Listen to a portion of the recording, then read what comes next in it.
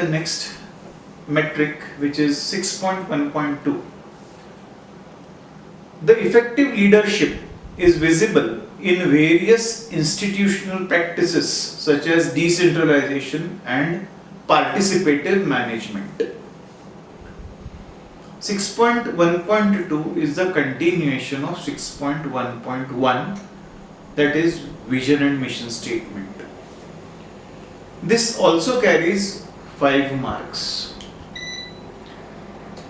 This talks about decentralization and participative management, and they expect a case study within 500 words. You can give an additional link if you want to give some supports to it.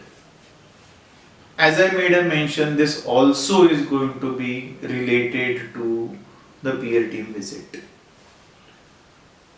I'd like to give you an example over here.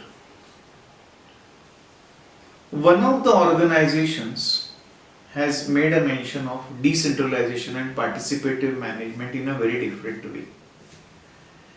It was St. Teresa's College, where they have given one example, saying that they wanted to construct one building which is going to be a learning center, which was also to have a library and which was to have certain halls.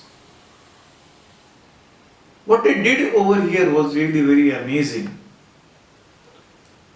They called all the stakeholders and they announced it in the public domain that we wish to go and build up a new building. St. Teresa's is an old organization, and therefore they approached their alumni first. They talked to the alumni and made a mention saying that we are interested in building up going for a new construction. Their objective was to give information to the alumni. But something very fantastic came out of it. The alumni contributed in terms of money. The alumni also contributed in terms of services.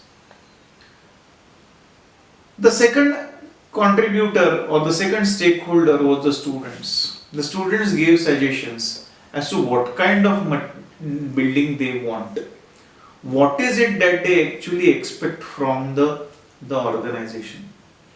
The teachers gave their suggestions with regards to the nature of the building and the nature of its working that is expected later on.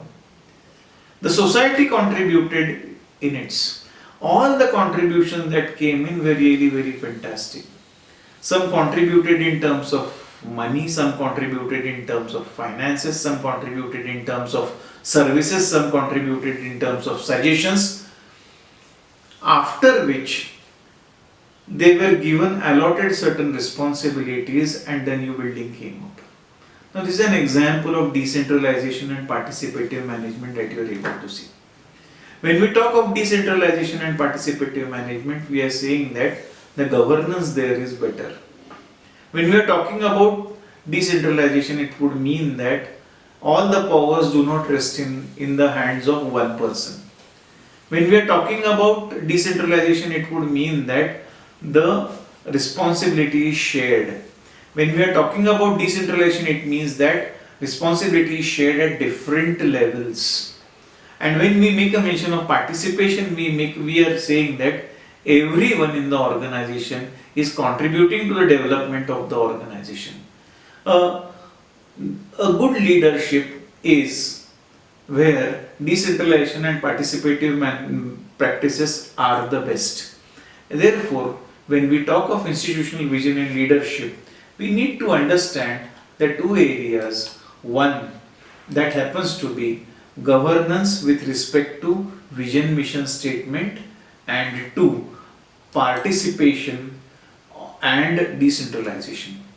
Here we complete out the first aspect called as 6.1 institutional vision and leadership. Thank you.